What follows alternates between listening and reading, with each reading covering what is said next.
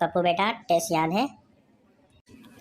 जैसे ही मैं पढ़ने बैठा तो लाइट चली गई, तो बाद में इसलिए नहीं बैठा कि मेरी वजह से फिर लाइट ना चली जाए।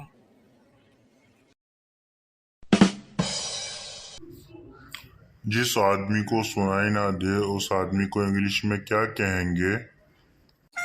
उस्ताद जी इसे जो मर्जी कहे तो उसको कौन सा सुनाई देगा।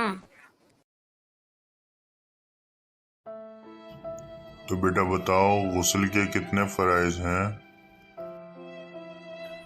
उस्ताद जी ये फराइज क्या होते हैं? बेटा जिनके बगैर गुस्ल नहीं होता। हाँ याद आया, 4 होते हैं उस्ताद जी। शाबाश, कौन कौन से? बाल्टी, मग्गा, साबुन, तौलिया।